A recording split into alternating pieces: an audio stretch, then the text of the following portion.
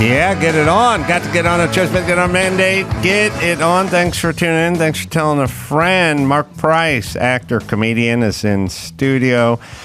Marc is a stand-up. Marc is an actor, and Marc is probably known to you as Skippy, Erwin Skippy Handelman from Family Ties all those years ago, 1982 through 1989.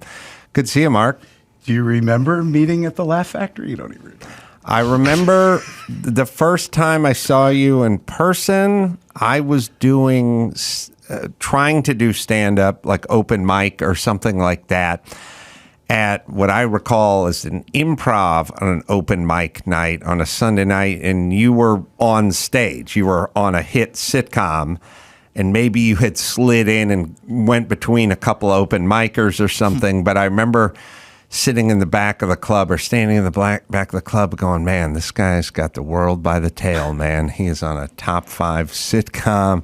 He's doing stand-up. He's young and he's good looking. I meet a lot of people that back in the day, they wanted to be like me. Yes, I was one of those people. And Justin Timberlake comes to mind. Does he? I hosted a show for Disney Channel, and they were doing the Mickey Mouse Club. And what year is this? I don't know. He's 15. I'm 19. And so I don't have a guardian. He's got his parents there and everything. I've got like writers. He thought I was the cool. There was a time when Justin Timberlake thought I was really cool. There was a time when Beyonce ran up to me at the Teen Choice Awards and was like, oh, I'm such a fan of Loveline, and I could sing for you right now, and started singing a cappella and then ended up coming on Loveline.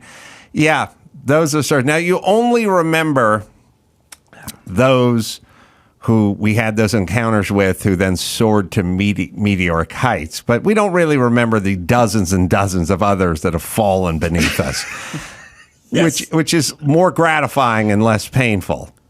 Indeed. Some of the people that opened for me, Kevin James. Really? Yeah. Geez. A lot of big people. I'm forgetting all the names.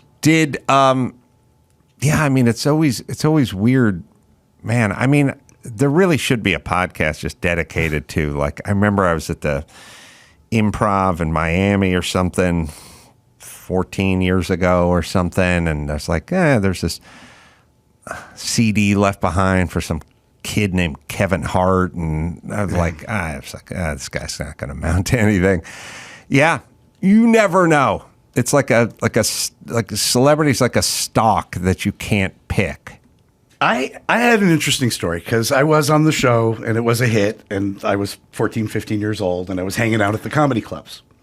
And so all the guys that went on to become huge, everybody that got a sitcom, Paul Reiser, Drew Carey, Tim Allen, they even Jay Leno and Jerry Seinfeld, who were the biggest comedians in the country at the time, they didn't have TV shows. He wasn't the host of The Tonight Show. Right. Seinfeld didn't have a series. They wanted to know me. They wanted a hit show. They wanted to see what it was like. So they would gravitate towards me at the clubs. Well, back then, I don't think it's as much today, but the goal was to get a sitcom.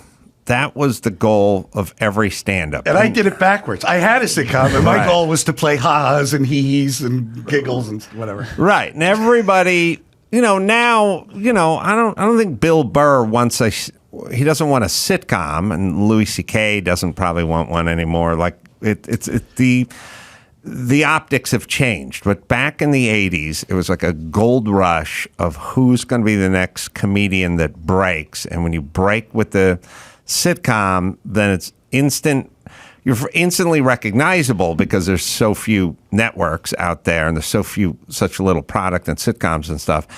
And then the other part is it's gold. I mean, Roseanne was in here the other day saying she's basically getting $1 million an episode in the 80s.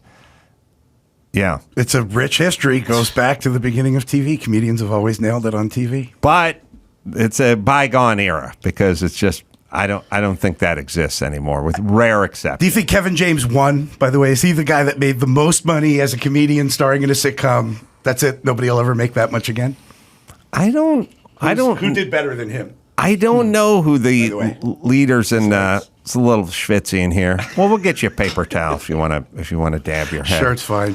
Yeah, Kevin James just became a meme again. He did? Yeah, from just a King of Queens promo pic. It's all over the internet. Oh, it's him. really? It's him, like with a little kind of a sly face. Yeah. on it. Yeah, everybody's been using it the last couple days. It was the anniversary of the show. I think that's That's what what it was. started it. Yeah. I don't know how to use a meme, or if I do, I don't know how to use one properly. But either way, there's a napkin Very if you want soft. to blot No, your notice that at forehead. all. Thank you. So it's different, and maybe rightfully so, and then maybe things are cyclical and all that. But how the hell where do you come from? How do you get out here, and how do you get on a big sitcom when you're 13 or 14 years old? It's a good story, Adam. It's a good story. My dad was a comedian, and he was on the Ed Sullivan Show many times. He was considered a pioneer in the business, made early movies, early talkies.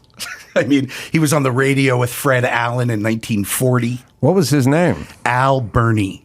So most of the internet generation, doesn't recall him. But if anybody's got their grandfather around still, they might remember because he was really popular. And he brought me into showbiz I was born in 68.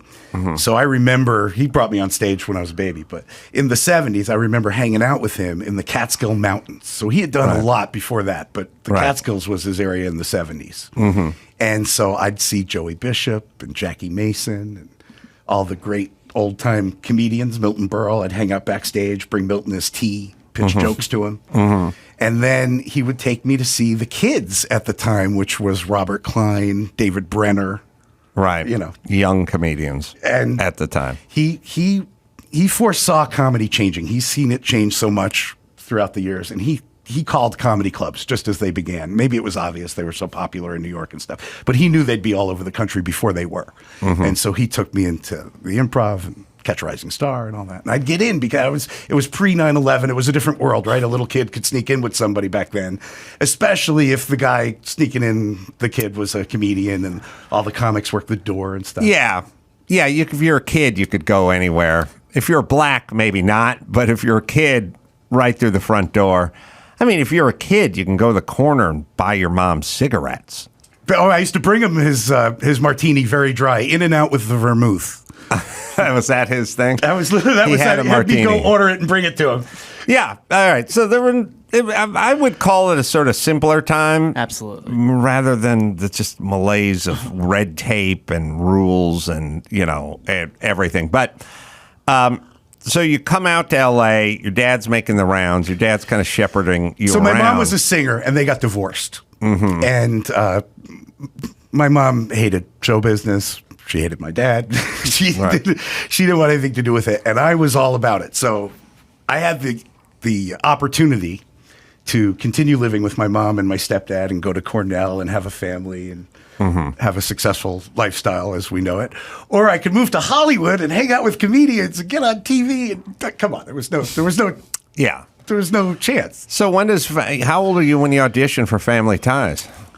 14. 14. Yeah. And I had hung out at Paramount Studios for a couple of weeks before that because my dad's good friend played the grumpy dad on Laverne and Shirley. Oh, the Phil grumpy. Foster, the grumpy pizza owner. Yeah, the guy owned the pizzeria. Yeah. Oh, yeah. He helped a lot of people, by the way. I'm not the only one. He's credited. A lot of people say they got their career because Phil he helped Foster. Phil Foster. He encouraged young Mr. comedy. DeFazio. He was like big bushy eyebrows and a wife beater and short and kind of stout. He was a stand-up. Always, yeah. It's these guys' stories are always kind of interesting to me. A lot of the guys that came up in that era, the 60s and the 70s on TV, whether they were the stars of the shows or they were behind the scenes writing them and stuff, came from the Catskills in New York in the 60s. And So you're like one of the few people on TV who's playing your age, or maybe even a little older than your actual age, right? Because it's pretty playing my age. It's pretty understood that the cast of 90210 were in their 30s when they were playing like high schoolers, and I mean it's kind of a traditional TV thing. Some of it's for legal reasons, but that's how they did. But you were 14 playing 14. One of the rumors was that NBC liked the idea that I kept the age feeling young for Michael J. Fox, who was just a few years older than me, but nonetheless, by having me next to him, it felt like we were young. Oh, is he? He's only a couple years older than He's you? maybe technically 7 years older than me or something like that. Oh, okay. But when you're 14. Right. But he's 21 or 22 22 playing a 17-year-old Yeah. or something like that. That's the standard. That's how they did it. So is the show a success out of the gate? No, wasn't popular. Nobody saw it the first 2 seasons. I think they have some of the best episodes if you go back and watch the first 2 seasons, by the way. And it was the 3rd season it really took off when they put it on after Cosby. Oh, so back then it was about a lead-in, Yeah. which nobody cares about today. And how appreciative am I of Bill Cosby for making it near impossible for me to get laid on the road now. As Oh, yeah. I played an innocent character on an 80s sitcom. That's right. Now drop I'm his name instantly anymore. suspect. Victimized. I go to bars. Girls don't even touch their drinks. Oh, not with the stink of Bill I was the lead. ever present. He ruined it. And Kramer, they all messed it up for me. Man. Come on. Wait, Bill was the lead-in, and you guys followed, right? Yeah. Oh, excuse me. And Yeah. it was a big deal because they found that out about season 6 or so. They moved us to our own night, Sunday night. So first you get the lead-in, or maybe you don't get the lead-in, but then you get the lead-in and you start getting a following, and then they realize you could be the lead for some other show we're trying to launch. Exactly. And then they move you. Exactly. And we were cocky. I got to be honest. We thought we had it covered. We were going out against Murder, She Wrote. Mm-hmm. Murder, She Wrote crushed us. Oh, really? Yeah. So what was it, about 6, 7, let's see. Seven seasons? Yeah. Now, 2 more seasons, I wouldn't even be here right now. That's right. So you'd have the one mailbox more money. house. Come on. Was it, was the pay pretty spectacular back then? I can't complain. And then you go from that to what? So I'd already been doing stand-up the whole time I was on the show, and then I did Teen Win Loser Draw on the Disney Channel, and some movies, Trick or Treat with Ozzy Osbourne and Gene Simmons. Wait, can we go back to the pay just for a second? Yeah. So how did it work out being a minor getting paid? And what did you have to give some of it to your dad? Did he manage it? Yeah, I kind of made a deal with my dad. I got emancipated. You know how you do that, right? Because that way you I've don't- heard about it, yeah. One of the ways to do it is you go to the judge and you go, look, we have to pay for a guardian to watch him. And everybody's at the studio. He's 15. Right. Let's just emancipate him for that reason. Then the moment you get emancipated, you're like, I'm out. Wow. I could sign a lease, see a dad. And I had a stepmom that cared about me very much, and I miss her to this day. And she was very sweet, and I didn't respect her properly at the time. I went on to give her all the love she deserves, but when I was 15, I didn't.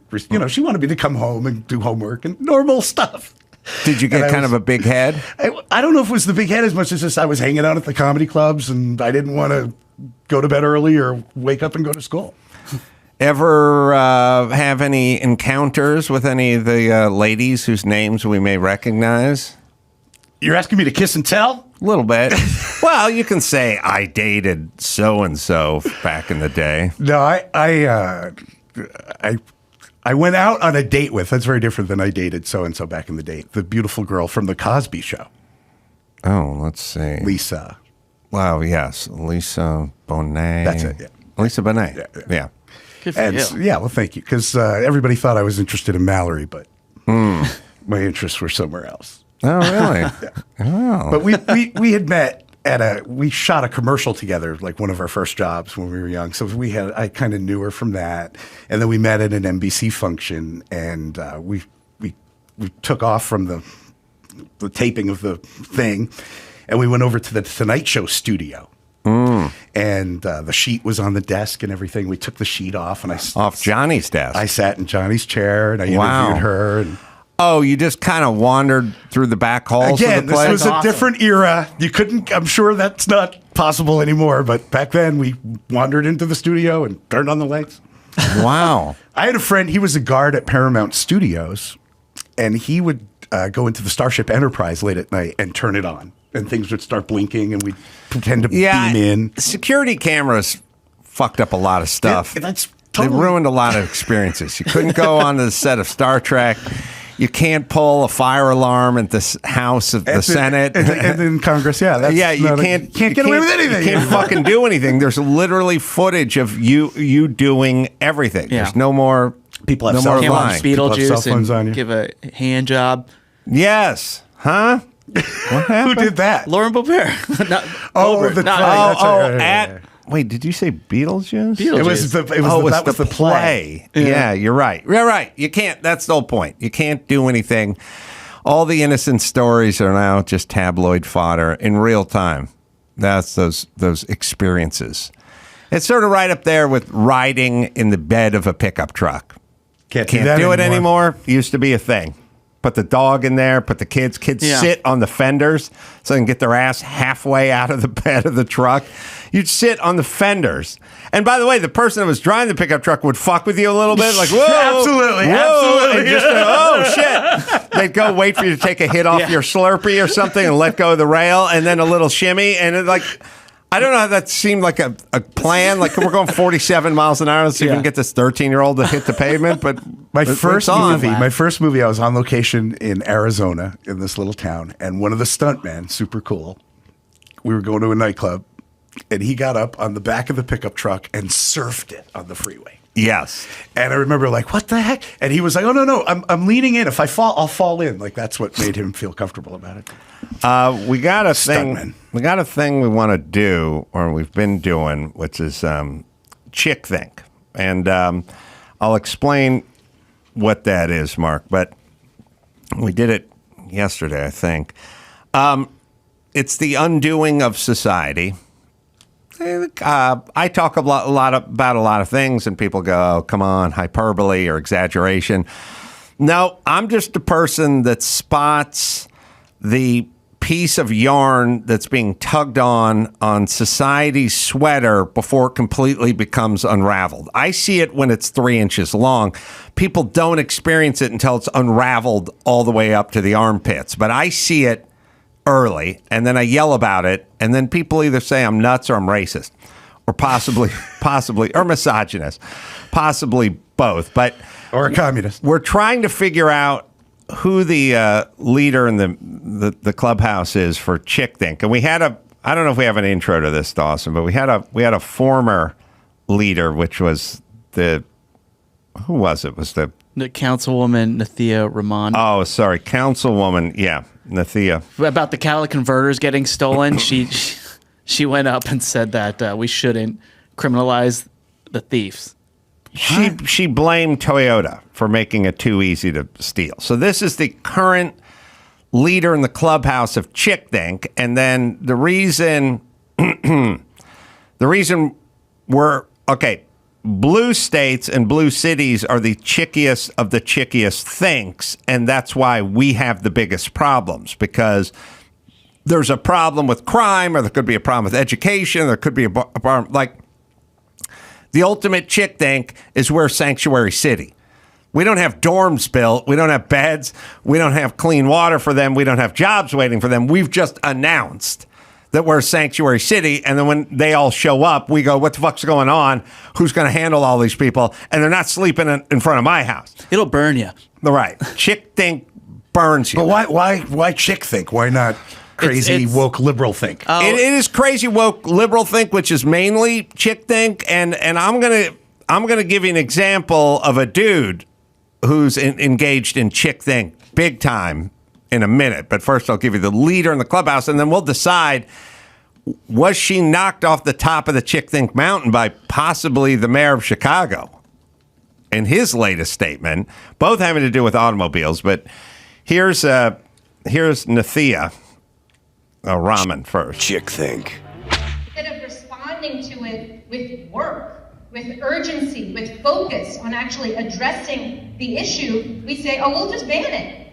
We'll just ban it, and that'll be the end of it. Instead of actually thinking about what is going to address this issue in a very real way. In this case, I think one of the things that really infuriates me is that we have a company, Toyota, who makes the Prius, that essentially has a device on their cars, which is super easy to remove. It's basically the value of a MacBook, right? That is put in a place that is incredibly easy to access in your car. And then the thefts related to this issue have essentially all of the costs. All right. So this is all right. There's 5 elements of chick thinking. One is you can't fucking remember the name of the biggest automotive manufacturer in the world, which is Toyota. So she has to go. She's such a chick thinker. She doesn't know anything about cars. Prius. So she has The to company's Prius. The Prius, Toyota Prius. And she's using hyperbole. She's saying things like incredibly easy to steal. You got to go underneath. You need a chainsaw. I would argue anything that's welded in place It's not incredibly easy to steal. If it's welding, like here's the deal. If sparks are created by you removing it, It's not incredibly easy. if I took her aforementioned MacBook Pro and I welded it to the hood of a Prius and you had to get in there with a fucking Sawzall, that wouldn't be incredibly easy to steal. Right. And If you put her in a room with a Prius and said, "Give me the catalytic converter," she would not be able to come back with a catalytic converter. Good point. if I parked the catalytic converter and her in a Home Depot and said, use any tool you want, bitch, she still wouldn't be able to return with a catalytic converter. And we need to hear it. I don't need the top part. I don't know. We started it. There's a little preamble on there, Dawson, we don't really need. But she says it twice. She says incredibly easy to steal and something else, too. We say, oh, we'll just ban it. We'll just ban it, and that'll be the end of it. Instead of actually thinking about what is going to address this issue in a very real way. In this case, I think one of the things that really infuriates me is that we have a company, Toyota, who makes the Prius, that essentially has a device on their cars, which is super easy to remove. All right. Super. Would she like us to do additional welding on this device to make it harder? Like, this is super easy to remove. They should lock them in the glove compartment. Except for nobody can remove it without a cutting wheel or a Sawzall. Again, it sounds like it would just click out. It's something that's welded into place, and I don't know a more difficult part of the car to get to than under, middle, and tucked. It's tucked up, and it's in the middle, which means it's not closer to one side or the other. Yeah. And it's underneath the goddamn car. But this is his chick. She's pissed at Toyota, not the people that steal the catalytic converters. And by the way, she wants to get at the root of the problem. Okay. You can play it out because I can't get enough of her. I just can't. Super easy to remove. Super. It's basically the value of a MacBook, right? That is put in a place that is incredibly easy to access in your car. And then the thefts related to this issue have... It's incredibly easy and super easy to remove, except for it is welded. Again, not Velcroed in. And not with a flange where you need like a Phillips head screwdriver or something. It is welded, but it's super easy to remove. Now, okay. Just a reminder, she has a bachelor's degree from Harvard and a master's degree that explains. from MIT. Okay. So she's not dumb. This is just chick think taking over. And by the way, if you would like to get more catalytic converters stolen, then follow her down her path of retardism and chick think. That's what I'm saying. This will get more. Last I checked, Toyota hasn't made a move. Toyota hasn't agreed to weld a shark cage underneath the Prius. No. People do that, though. People protect. You have? I have it under my Prius. They have not done anything because they're not only are they under no obligation to do anything sort of as it pertains to the law, but spiritually and morally, they're not obligated to do anything. They build a car in a land where we don't have fucking roving bands of animals with sawzalls trying to make a nickel. Yeah. They ship those cars here to the land that has people like them, and then they're protectors, bitches like this, and that's why we have a problem. Right. They would not have this problem in Japan. So they've done nothing wrong, and they've done no corrective measures. And so as far as I can tell, it's a Mexican standoff because she's blaming Toyota. Toyota's not doing jack shit, and we still have a problem. Yeah. So chick think, But, and I don't know, it's going to be hard to beat her. But there's another automotive chick think who's Contestant today. Sure. who's making a move toward the top of the chick think mountain. And a dude. You'll be happy to know. This guy is the mayor of Chicago. And let's see, what is his name? Brandon Johnson. Oh, Brandon Johnson. Yes, This is Brandon. He's put a tweet out today. Also Well, do it's with not a tweet, automobiles. it's a quote Oh, a from his- statement. yeah. I saw it on Twitter, but it was a statement. Right. And this is in with all the Kia and Hyundai thefts that are happening because of that TikTok review of how to Yes. steal them. So he wrote the failure to install basic auto theft prevention technology in these models is sheer negligence, and as a result, a citywide and nationwide crime spree around automobile theft has been unfolding. And this is in conjunction with a lawsuit that Chicago has placed against Kia and Hyundai. Right. Now, let's get back to basic auto theft prevention. Well, if you don't own the keys, then you can't if the car's not yours and you don't have the keys, then you shouldn't be trying to take the car. But Yeah. he's not worried Focusing on that at all. No, it's not focusing on the minor detail of people stealing the car. It's you might as well say, oh, they smashed you got your stuff robbed out of your car. Well, they put windows on the car. We should Yeah. look at the window company, Yeah, you shouldn't have been. Or the it's glass company. Oh, Toyota for using windows. Oh yeah, it's their They should have used Toyota's steel fault for using grates. windows. Yeah, really. On there. What are they thinking? Now, obviously, this shall be the demise of society. And you're seeing it in kind of real time, but slow motion as well. But, Mark, I'm curious, who's the chickier of the chickier think here? I mean, we got tape of her and the catalytic converters and super easy She to wins steal. because YouTube started that trend of stealing those cars, and that helped lead to that. Right? Yeah. Also, you know about that, right? There were like TikTok videos. Yeah. where people yeah, were stealing you just with a USB cable, you can can steal one of these cars. Right, but still ignoring the issue. That's a of problem. Yeah. Lots That's a problem. of teens running around your city stealing shit and not being punished. Yeah, and the root of the adequately. problem is not how easy it is to steal the car or to Yeah. steal the.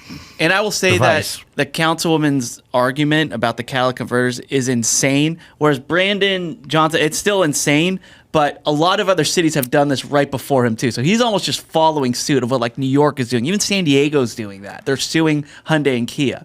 Yes. I agree that his lawsuit and his words live in some dystopian reality. Yeah. But the future that no one really wants to see, but he's marching ahead and leading us into that future. And it exists. Yeah. Hers is sort of mathematically insane, right? Indeed. And there is marching orders for Kia. Kia could do something They have their theoretically. cars internationally are different. That's what I read. That in the U.S. they don't have the Right. proper protection. Toyota can't really do anything Right. and won't do anything. And if they do something, they'll just pass it on to the consumer. Plus, Nathia is the OG. She was the first one that we found that blamed the automaker for all these thefts. Mm-hmm. So I think she still holds the title. We still have one more. Okay. That's Jaylene Cheney. You were telling me about so her? She is a plus size traveling influencer. So she made a lot of news because she started a campaign and petition for airlines to not charge for the second seat if you take up 2 seats on the airplane for plus size passengers. I'm plus size, so Yeah. I'm a plus size has been fluencer.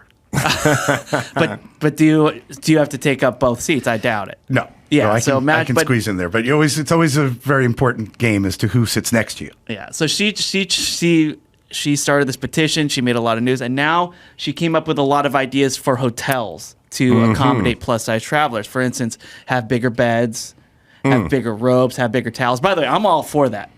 That sounds bigger. awesome. I don't mind a bigger Yeah. bed or a bigger towel. The bigger robe, I am with Nathia or Natina or Natoya. Or, Nathia Ramen. No, I'm with Jaylene. Shaylin. Sorry. Or Jaylin, yeah. Jaylin.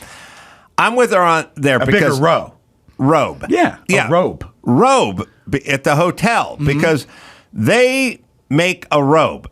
and they just make a medium-sized robe. And it's going to be a little baggy on an average-sized chick, and it'll fit a smaller guy just fine. But the dude with the wingspan, you're Chris Farley. Like a vulture. You're a big guy in a little coat. The thing's always pulling on my chest. My arms are always hanging way out because it's just one size. Yeah. I'll take the large and the medium. Just offer the large. Yeah, she's asked for 6X. I'm not kidding. She could solve all these problems by just putting down a sandwich every once in a while and not having the world have to conform to her size. Yeah. She could actually shrink herself a little bit. So I'll play you the clip of one of the ideas she has for hotels, and here it is. Number 3, make elevators and hallways spacious to allow for easy movement of larger individuals and those utilizing mobility devices. Yeah, So the hallway's bigger. And the elevators, yeah, have them both. Which, once again, I'm for. I could see the Marriott having trouble with this remod. If you're getting wedged in a hotel hallway, you have much bigger issues than the design and architect of that hotel. That's a serious health issue at that point. And believe me, all the skinny people sharing the hall and the elevator with your fat ass would like that modified as well. But again, all the suggestions, the seat next to you, that's just one more seat the airline can't charge for. And I will explain something that all the fucking people out there with their crazy gypsy, fairy, pixie dust approach to life when they do that, like, oh, all the smash and grabs here. The insurance company just pays for that. Nobody pays for anything. They pass along everything. So when you go like, well, what's wrong with just putting on a 22-cent surcharge? Like, I'm in California. Pack of cigarettes, $12. Why? Because RJ Reynolds eats it every time California legislators say we're going to add $2 onto a pack of cigarettes, or they just add it onto the pack of cigarettes. Everything just gets added on. So you can go, well, Toyota, you should be putting grills on the bottom of those. All right, everyone's going to pay an extra $786 for a Prius. And McDonald's, there should be a surcharge because you're serving French fries that are made in beef fat. How much is it? 22 cents per pack per thing of fries. All right, we'll just add 25 cents on it. Like, they just add everything on. So if it's a airline and you're using up the seat, your fat ass is using up 2 seats, then that just gets passed on to us who are using 1 seat. Or if you're Hilton and your hallways can no longer be 55 inches wide, they got to be 72 inches wide. That'll be 3.5 less rooms we have in this building.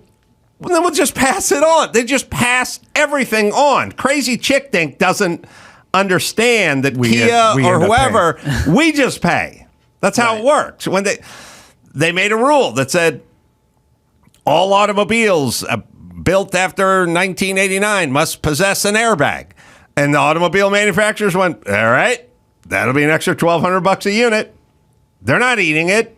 We're eating it. That's what that's what the chick thinkers don't understand. Don't process, Yeah, she could solve her problem by just eating less. She could thin out. See, I'm not going to go there because I'm 9 months got pregnant. A couple pounds on you, but not much. I have a medical condition. I'm an emotional eater, which means I cry when the pizza's gone. What do you? What's your Achilles heel of shitty food?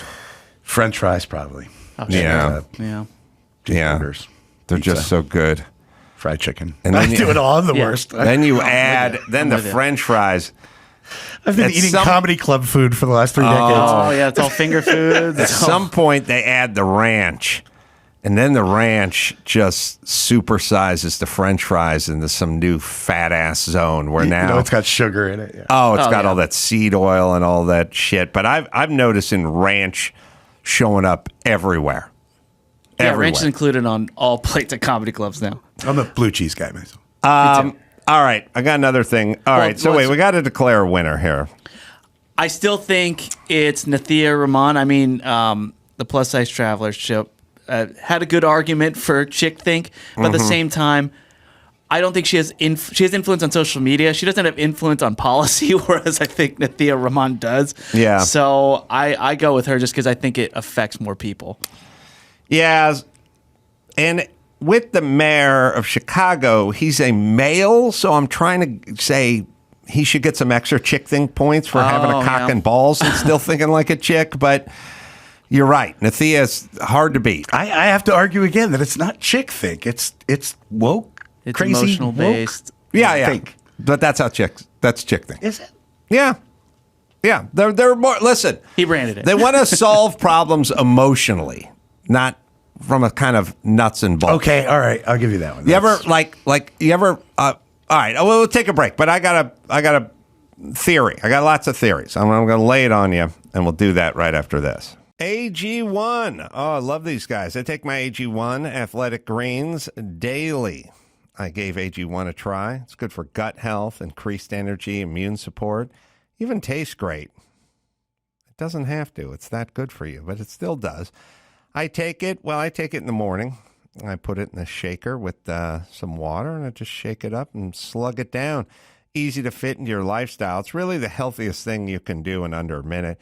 Just 1 scoop of powder, mix with water once a day, and you've got so much packed into that. I mean, every scoop has 75 vitamins, minerals, high-quality, whole food sourced ingredients as well.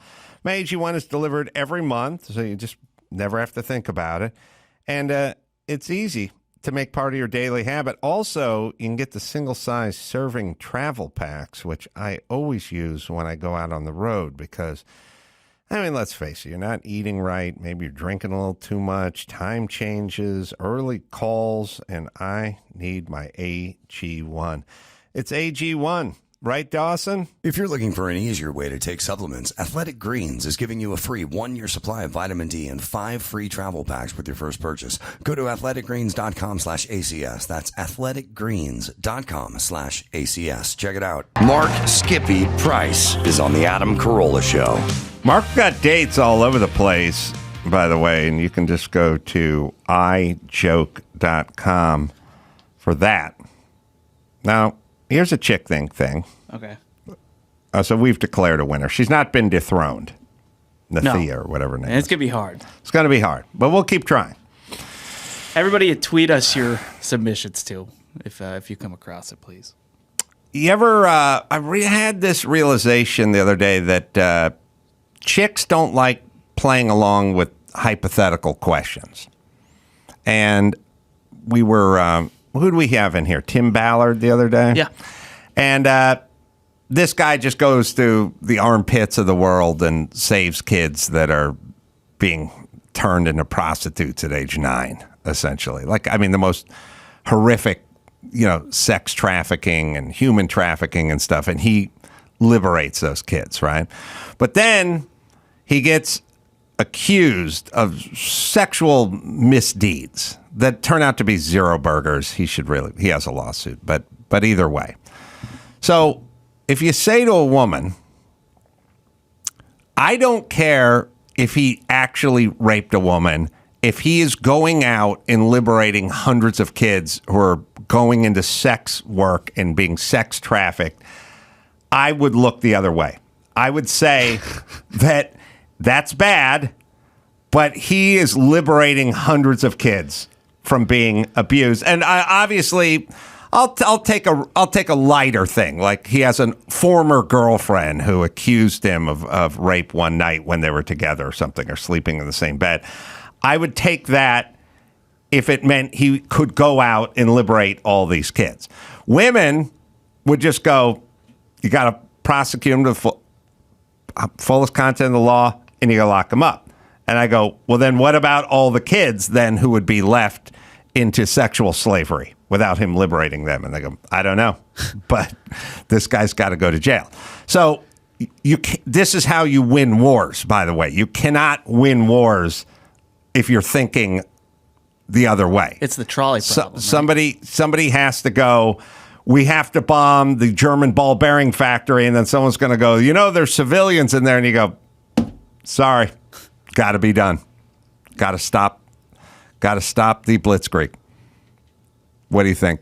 I'm not so. My girlfriend's waiting outside. I cannot. But here's what I say to everyone. So your girlfriend doesn't care if 9-year-olds get raped? No, she cares. Well, then that's the alternative. We have to find another. But that's the alternative. That's the alternative. He liberates 9-year-olds from being raped. Vice wants him locked up. I would like him freed up to liberate 9-year-olds. That's what I'm saying. That's dude thing. It's not because I like rape. It's because I realize there's lesser of two evils.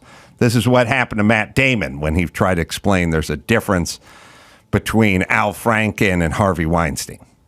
He got fucked up. Because you're not even allowed to say it. No, but it was chicks and Chick Think that were mad Chick Think at him. would say that Al Franken and Harvey Weinstein are on the same level. Both. Yeah, they do. Should be prosecuted. They don't take it that far. They just go, you're canceled. You one way or the cannot. other. Both of them are bad. They have a zero tolerance for anything, and they disapprove of both. And then you would say to them, "Well, who would you rather them have a cross-country trip with? Would it be Al Franken?" Because you can get to the answer if you start pushing a little. Okay, so who'd you rather babysit? Just don't fall asleep. Who'd you like to babysit your kid, Al Franken or Harvey Weinstein? And if you have a thought, Al Franken, then you have an answer. Right. Yeah, but by then you're arguing. Yeah. That's why you can't. And being mad at Matt Damon. It's just right. All right. So I was thinking about that comedy clip we just heard of Mark. Who was like your celebrity crew back in the day, like when you would go out? Oh, you mean like Screech and Potsy and all the nerds? Yeah. No. I got to hang out with Michael J. Fox. Oh, right. You still talk Yeah. to him, right? A little bit, but back in the day, he kind of took me under his wing like a younger brother and stuff. We'd go out and I would feed off of his rejected women. It was like plankton on a whale. sloppy seconds. No, rejected. Rejected, yeah, not even seconds. Not even seconds. Just Yeah. didn't even get close to him, but I was there. He was quite the heartthrob back then. All the teen magazines. Oh, I love the little guys. They love the little guys. Oh, there you two are from back in the day. So you guys would go out, do a nightclub, have a drink? Yeah. You know, he's married to Tracy Pollan. She was on the show. Right. And at the time, she was dating Kevin Bacon. Oh, when that's they were right. on the show together. And he was dating Nancy McKeon from Facts of Life. Or I don't know if that was at the same time, but for many years, she was great. She was great, too. Yeah, and Nancy McKeon had the brother from Alice. Yeah. Other child Phil, star. Phil McKeon, if I'm right. Yeah, great. All right. Something that has nothing to do with anything we've been talking about. But I was laying in bed thinking about this last night. You know, I hate Steve Miller, the musician. Because of his music or hate his his music. political? No. I don't know what his politics are, but I hate his lyrics. I hate take the money and run. You know, he's a detective from Texas. He just wants to know what the facts is. It's just stuff like that. He rhymes the same words together. He's horrible. His lyrics are insultingly bad.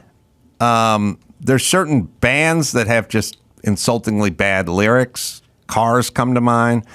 But, you know, if you listen to like Shake It Up or something, it's nonsensical. But Steve Miller's lyrics are an abomination.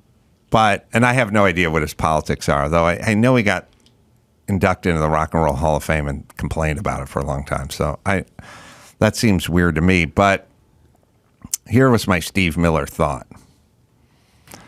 There's much fewer famous people out there than we think. And also, sad, I love Mark McGrath and I love Sugar Ray, but they covered Abracadabra, which saddened me. Yeah. I forgot. I was listening to like 90s Sirius XM radio the other day, and I heard them cover Abracadabra, which is any song where he goes, I heat up I can't cool down. Any heat up and cool down song, I'm fucking done. You're out of lyrics. I heat up, I can't cool down. Myself wherever it goes You got me round. spinning. You got me spinning round and round. round. That's what a fucking 5-year-old with a disability comes up with lyrically. Not an adult. It's not rock and roll. It's the opposite of rock and roll. It's like Sesame I'm not Street going to roll. defend Abracadabra, but I will defend the famous Steve Miller album with the horse on it. People love Steve Miller. I get it. Every time I give Big this old jet airliner speech to someone, that I don't think he wrote that song. Paul Pena wrote that song. Yeah, anytime there's a good song that you like, he didn't write Wrote it. and performed. Just apply the Rod Stewart rule to all Steve Miller songs. Okay, Rod Stewart writes, even the president needs passion, or do you think you want my body and you think I'm sexy? He writes garbage songs. And then once in a while, he does Downtown Train and you go, oh, that's actually a good song. Well, that's Tom Waits. So if there's a Rod Stewart song that you think are Handbags and Glad Rags, that's Cat Stevens. So when there's a Rod Stewart song that you think sounds a little bit smart, that dope didn't write it. He writes the stupid shit about the president needing passion. And everyone needing passion. That's what he writes. And when Steve Miller writes a song that you think you like, or that the lyrics sound mildly interesting, that's somebody else too. Because he's a dope. Lyrically, a dope. I guess he's good with the guitar. You know, you should People love blame him. for Abracadabra's success is Europe, because I'm seeing that the label didn't even want him to release that song. They as a were single. smart. That's the only. Yeah, they tried to stop him, and then Europe heard it, and it got so popular in Europe that the label's like, okay, let's release it in the U.S., and it became a #1 hit. Hoo, hoo. Take the money and run. Woo, hoo. He doesn't even have, he makes sounds that, Adam, have you heard music on the radio lately? You have the nerve to sit there and complain about Steve Miller. sucks. Have you listened to anything on the radio in the last few years? It's all bad. He hasn't. No, I haven't. I guess so. But then Sugar Ray takes a run at Abracadabra. It's just a song that Sugar Ray had remade Abracadabra. When I was in high school, I was in a band, and a director for a Disney movie. She was doing something with Paul Walker. She did some Fast and Furious stuff with him back in the day. And so she hired our band to be to write, or not to write, but to record the signature song. And it would be a cover of Eddie Money's Baby Hold On to Me. Nice. But we would put a punk rock version of it. And so I remember we went into her living room and we had to play it for her. Oh. And she loved it. She told us all to grow our hair out. This is supposed to be some big movie with Paul Walker that takes place on a beach. It's about a cowboy and a surfer falling in love. And it never happened, but we all learned "Baby Hold On to Me," and I hated that song, and we hated singing it, but we just did it because we were hired. Eddie Murphy, Eddie Money, whose real name is Eddie Mahoney. Yep. One of the guys who went during COVID, I think. Really? I think he's dead. Yeah, he's no longer with us. Yeah, I wish it was "Take Me Home Tonight." I like that song. COVID fucked up a lot of people we should have been mourning by just sliding through the COVID cracks. No, he died. Oh, I don't know if it was COVID or not, but September 2019. Oh, he died right before COVID or before. right as COVID was hitting. Yeah. Oh, God, yeah. So He did the theme song to my first movie when I was 15. Where's the Party? Eddie Mahoney? Eddie Mahoney. Wow. Do you remember, how do we find that one? Well, I'm sure it's called Where's the Party? I mean, you won't, the movie you won't find, but you'll find the song. Yeah, that's what I wanted. Yeah. Today, Steve Miller. Everyone knows Steve Miller. And Nobody knows what he looks like. nobody knows what he looks like, but everybody knows Steve Miller. Yeah, Steve Miller. And they think they like Steve Miller until they get about 20 minutes with me, and then I fucking You turn straighten them their around. shit out. But then, so here's the thought I was having today. Being famous is harder than we think. There's less famous people because Steve Miller is about the most basic American name there is. Yeah. Steve, when I worked construction, there were 9 guys on the site named Steve. I went to high school with 1,000 Steves. You can't even say Steve. You have to go Steve the, like when I was on a construction site, you go Steve the tin knocker, not the drywaller, not the sheetrocker, like Steve, not the HVAC Steve, the other Steve, Goomper Steve, Steve. Yeah, that's Steve. Yeah, the guy, rough carpenter Steve, not finished Steve. Like there's two. I know it's Steve Miller. And Miller is super, like I get it, there's only one Yoko Ono, but that's not a popular name. I don't know who I hate more. But I'm just saying. Steve Miller or Yoko Ono? Really?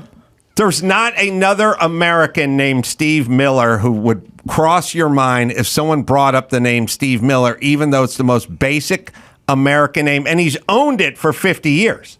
I mean, I'm saying he's older than 50, but Steve Miller's been on the scene for 50 years, and there's no Steve Miller that's ever surpassed it. Wild. It's the most basic of all the names. And he's the only famous one, which shows you that it's hard to be famous. If it was easy to be famous, there'd be 7 famous Steve Millers. There's a few Marc Prices. So there's a gay porn star. We haven't heard from him in a while. That wasn't you? That's what I thought we were booking. Yeah. That's why we're That's why we're Cleveland Cavaliers. Marc Price, very good from the outside. 3 points, and the crowd's going crazy. I wake up from a nap. What? Marc Price? He gets the ball. And there's a director who's in England who's very good, and I've been in touch with him. Actually, I want to work with him. He's so good. He thinks you're the porn star too. That's why he offered. That's why the offer went out. Is there another? Who is a really special director named Marc Price? I'm serious. You guys got to check his stuff. It's like really good. Who is the second most famous Steve Miller? It's really a draw here. It's Steve Miller and then the other Steve Millers. One is a writer and former Las Vegas city councilman. Yeah, this is what I'm talking about. He doesn't have a band. Screenwriter, editor, and director, but he was born in 1981, so he's not that famous. College he was football named after coach, Steve Miller. Carroll College, Canadian hockey players. Yeah. There's a defensive lineman born in 1992. Let's see who he plays for.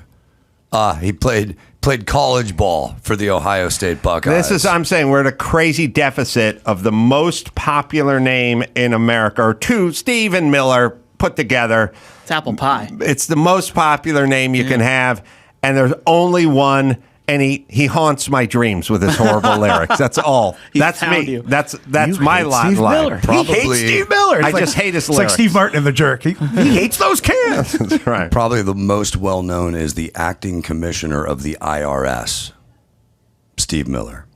That's what I say. The NASA, Apollo 12 guy oversaw that. That's what I'm saying. There is no. It's just Steve Miller.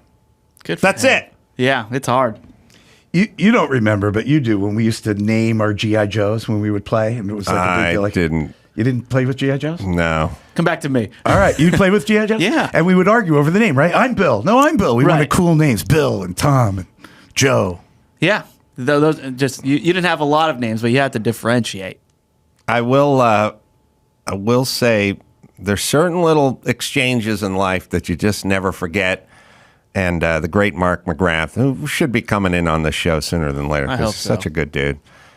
And I just remember clear as day about 15 years ago, standing out on a Jimmy's patio outside his house, having a drink, some party Jimmy threw. Could have been Super Bowl. And Mark just looked at me and he goes, I think he was discussing marriage. He said, since when does paying for everything count for nothing? And I said, I don't know when that happened, but it's here. It's here. I feel you. It happened is what happened. It didn't used to be that way, but now we're living it. Mark McGrath, Sugar Ray is on a summer tour right now. I think it's still going, but it's not coming to California. It's Sugar Ray, Fastball, and the Gin Blossoms. I would watch that. They better not be covering Abracadabra. That's all I got to say. When Mark comes in, he's going to have a lot of splaining to do. All right, we'll take a break. You got some news queued up? We'll do that right after this. Apartments.com helped millions of renters find their perfect places, and they're all different because none of us are the same. So why should our homes be? Apartments.com has the right tools to help you find the place that's uniquely perfect for you. Sort through and filter listings by amenities And don't miss out on their instant alert option. With over 1 million available units for rent, you'll find the place that's right for you. Whether you're looking for a place with a basement, a yard, or a pool, apartments.com. That's apartments.com, the place to find a place. Yeah, one funny tweet I forgot to share with you that was regarding Chicago Mayor Brandon Johnson blaming Kia for having the car stolen. Somebody tweeted me back and said, it's like blaming the woman because her skirt was too short. And I thought, yeah, that's it. It's essentially what that is. You deserved it. You're dressed too sexy, and it was out too late at night. Walking alone at night. Walking alone at night, that short skirt. Now, he would never stop vomiting if you ever said that to him, but that's exactly what him blaming Kia is. All right, let's do some Misblame. Do some news. Yes. Mark, you a Dodgers fan? No. Okay. 1970s Mets fan. Oh, all right. I know you're Some an LA things guy. never change. Well, big Dodgers news, kind of. So, the former Dodgers pitcher Trevor Bauer, he has broken his silence. Yes. So, just a reminder. So, he had allegations of sexual assault against this woman, Lindsay Hill from Pasadena, and so he was suspended during the investigation for 324 games. The ban was eventually reduced to 194 games. Yes. The Dodgers released him. He's now pitching in Japan. So that's kind of his story. Yeah. So he released this video now talking about the ordeal, saying and sharing some like text messages. So for instance, he's basically saying he's basically putting it all out there. Like he said that we've both settled. We've agreed that I don't have to sign an NDA or stay silent about this. So I'm going to tell you what happened. And he shared some texts between the woman and her friend. Yeah, so this guy was canceled by Major League Baseball and got the longest suspension ever, I think 2 years, and then they trimmed it down to, I don't know, 190 games or something like that.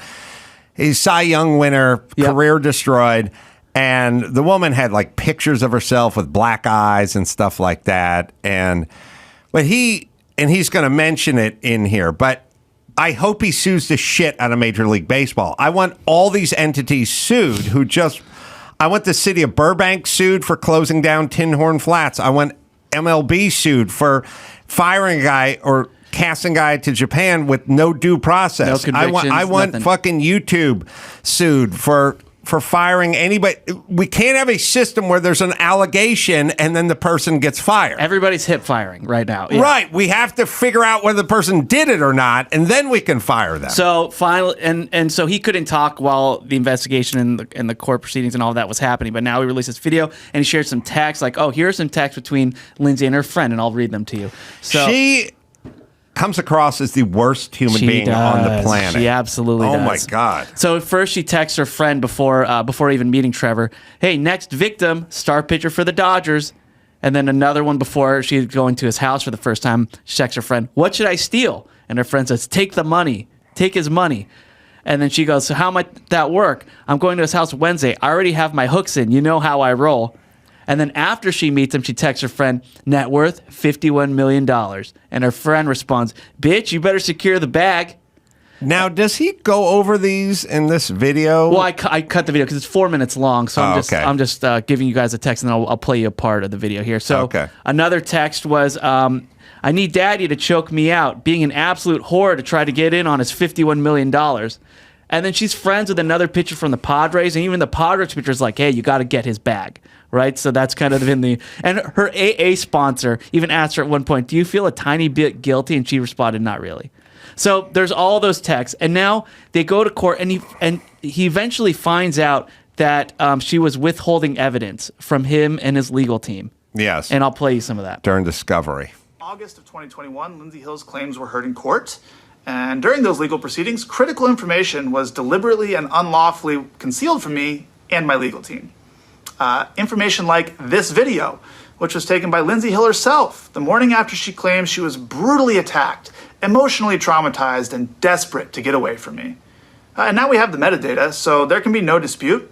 It was taken mere minutes before she left my house on the morning of May 16th, 2021, without my knowledge or consent, of course.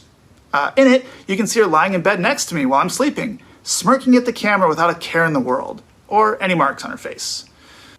Yeah.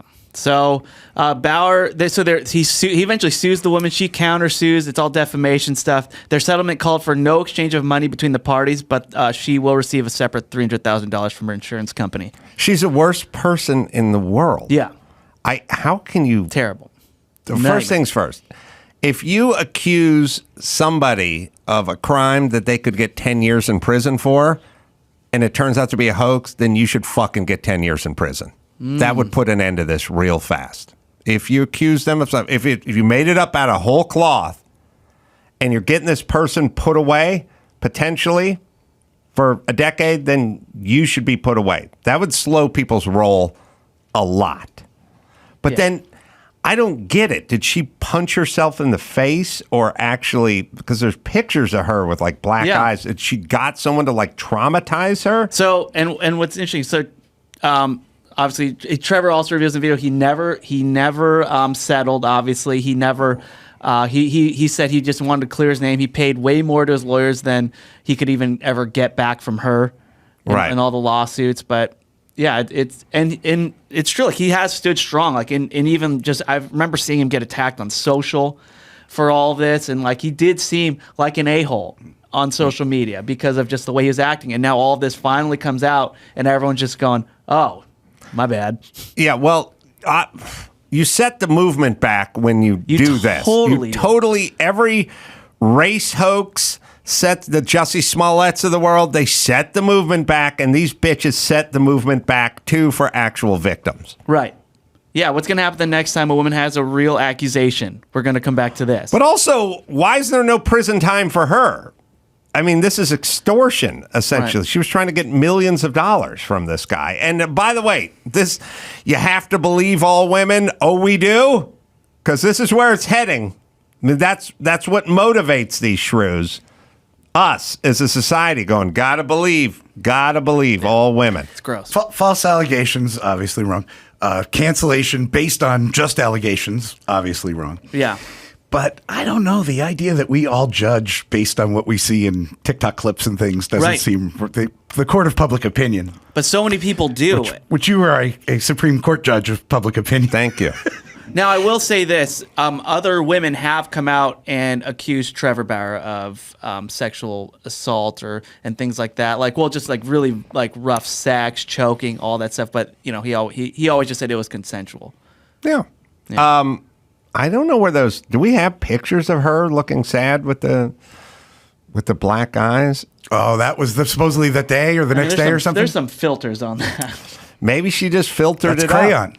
Yeah, like there's a picture of a woman who looks battered, but this woman is that. Do we know that that's supposed to be that day, or is that totally a separate thing? No, that's a claim that Trevor that it happened that day, and yet we saw the picture and then of her smiling. Showed the video of her smirking at the camera. Oh. Here's the other thing too. Is that just cheap makeup? Or? We need to shun more. We've gotten away from judging and shunning. Years and years ago, people were like, "You can't judge." I'm like, "Oh, you better judge. You better judge. Otherwise, we're going to end up with a shit show for society."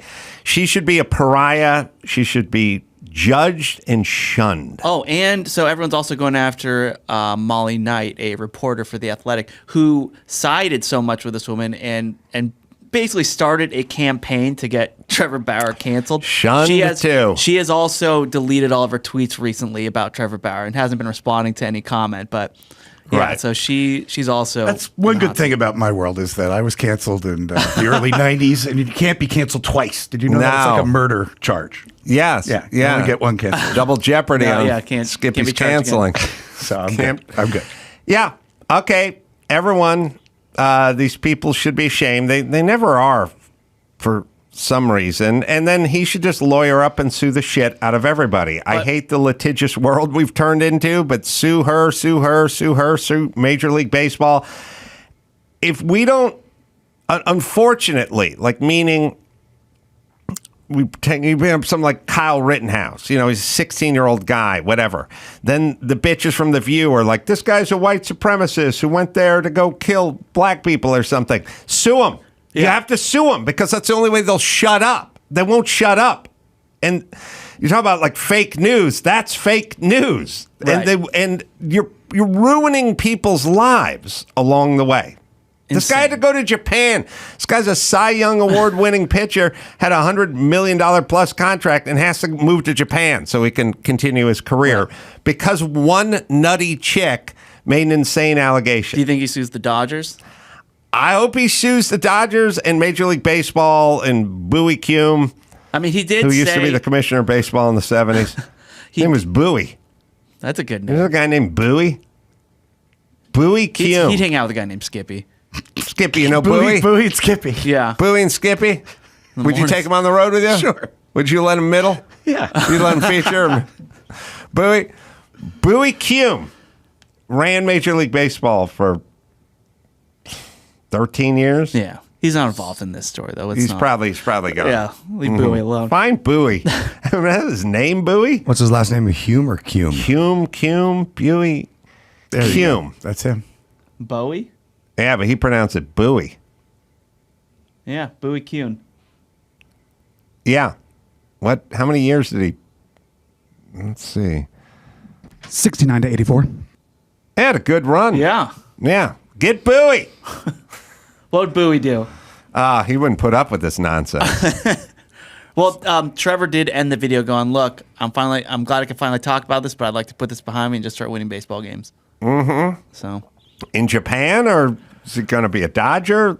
I don't think he's going to be a Dodger. I don't think Also- the Dodgers are going through some PR stuff right now because there's also another pitcher, Urias, that is being accused of domestic violence. Mm. So, Maybe the yeah. Mets will grab him. They don't want to. Yeah, Mets, Maybe it's like Mets have no morals, right? a new kind of money ball where they'll just grab all the people that are accused and put together a super team. They could Oh, still yeah. play. Get Brad Pitt on the phone. Yeah, but I think Trevor Barrett's. I could see him coming back to the MLB.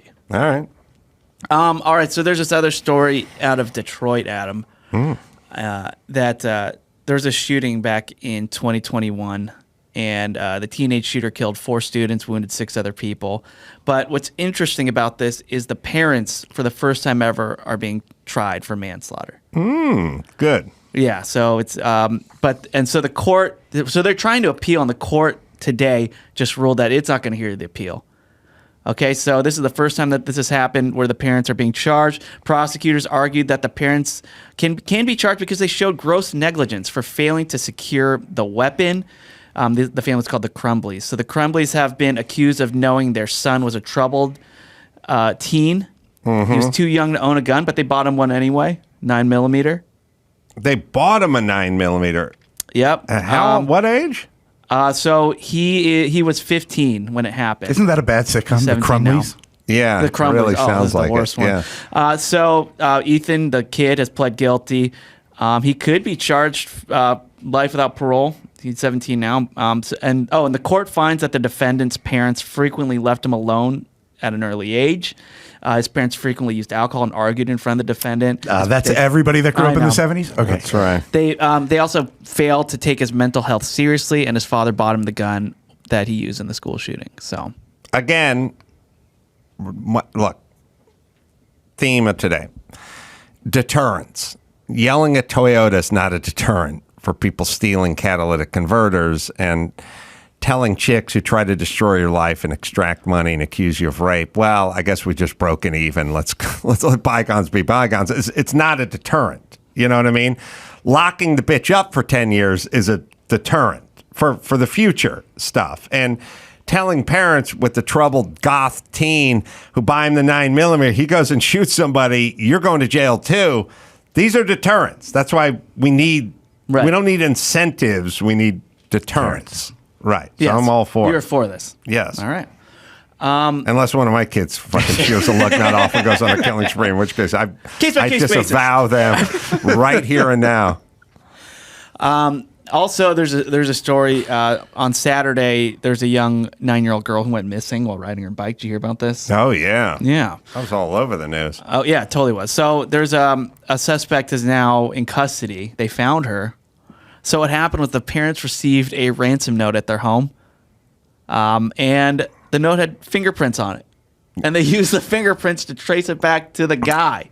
Well, to be fair, or something to him. I saw a picture of the guy. Yeah, I mean, we he have looks off. So this He looks severely. Isn't that the guy impaired. that sings with the banjo? He definitely plays a banjo. He and does the Richmond, north of Richmond That's the guy. song. Yeah, that's him. His name's Craig Nelson Ross Jr.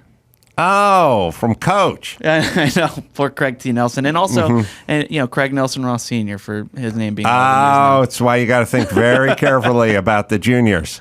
Yeah. You know what I mean? Because look, he could be a bonus baby in the NBA, or more likely, pedophile who abducts a 9-year-old. Yeah. You know what I mean? And now your Tarnished name's on name. that shit. Yeah. I like his hairline, the mustache, and the beard. It's the complete package. He looks the same upside down as he does right Yes. to us. Can we flip him over there? He looks impaired. Yeah. Well, he sent a ransom note with his fingerprints on it. They used the fingerprints. They also used some cell phone pings, and they found the girl in his trailer, hidden in the cabinet. Wow. Hidden in the cabinet. Yeah, she was in the cabinet. Well, thank God they got her back. That's Yeah. that's amazing. Through fingerprint, you don't think they even use fingerprints anymore? That seems ancient now. I know. I think he got a DUI like in '99 or something, and there's printed. I know I sound like I have two heads on all of this stuff. One is with COVID, I now essentially don't trust the government to be in charge because I don't trust those fuckers at all after what they tried to do. I'm with you, by the way. COVID. I don't trust them anymore. FBI, CIA, WHO, whatever. Any one of those. The Barbara Ferrer, the health coordinator for Los Angeles. I don't fucking trust Gavin Newsom. I don't trust any of those people anymore. But I am a big fan of everyone just having DNA and having a database and fucking solving all this shit. What is the argument against that again? Just privacy issues, or is it? Well, what it is, I was always the guy who said, look, if you've done nothing wrong, then have the DNA on file, and then that'll be good for the non-murderers like me. So if I'm ever accused of murder, I can go check the database. That wasn't my me. semen. That's not my semen. At least it doesn't taste like it. But so have my data on file. That's where I was always like, if you're innocent, then you have nothing to fear. And why does the government want to run around and incarcerate innocent people, and what's in it for them? And I've been kind of a broken record about it. I remember once there was a big story where somebody said we should take everybody who's on death row and get a DNA sample from them. And then we'll file that, and then we will be able to solve a bunch of cold case murders because there's a good chance those guys were involved with other murders. That's how it works. You're either kind of in or out in the murder department, right? And so there's a bunch of cold cases of murders, and then you might be able to get them off the books if you had all the DNA of everyone who was on death row. But of course, the ACLU got involved and had a big problem with it. This is when I learned to hate. What is the problem? They're the ACLU. They have a problem with everything. They don't have a problem, by the way, with vax mandates and travel cards and stuff like that. That's not what the ACLU. ACLU has no problem if you're a fireman and you don't want to get vaccinated because you already had COVID and you have natural immunity, and they're going to shit can you from the San Bernardino Fire Department. ACLU is not interested in that. They're not interested in your job. They're not interested in Tin Horn Flats being shut down by Burbank. Not that. But they are interested. They've turned into a weird lefty fringe organization. Does anybody listen to the ACLU? No, it seems like they're the Karens of organizations. Them and PETA have gone the same route. You become such hysterical shrews that no one listens to you anymore. CNN's gone down that road. Like, why are you damaging your brand so much by fucking being Karens? But anyway, I used to think that way. Mm-hmm. And then COVID came around, and I saw what Trudeau was trying to do in Canada, and now we want to have vax mandates and it really opened a lot of our eyes. And really vaccine passports, and if you're not vaccinated, you shouldn't be allowed to return to your job, and you shouldn't be allowed to travel. And I was like, maybe I don't want the government having. This is the same thing. I'll give you a perfect example. They want to go with this whole universal cash, e-cash, no more cash, no more check. The government will stay in charge. Keep it digital, yeah. Right. Well, then Right on your hand. COVID goes down, and then some guys start saying, you know what? I'm against them shutting schools. I'm against them shutting beaches. And I don't want my kids vaccinated. Oh, maybe we should cut that guy's cash off. Oh, that's happening. That's happening already. That's what they're trying to do. Whatever's going on in Canada is coming here. That's what I'm saying. So now, not a fan of the government with all the information. Sad. I used to be. Not anymore. The mRNA vaccine is now in our meat supply. They're giving it to the cows really? and the cattle Perfect. and shrimp. What could go wrong? Yeah, they just won the Nobel Prize. They want us to get that vaccine one way or the other. That's right. They're determined. All right. What else we got? All right. So there's these stories. I have 2 OnlyFans stories.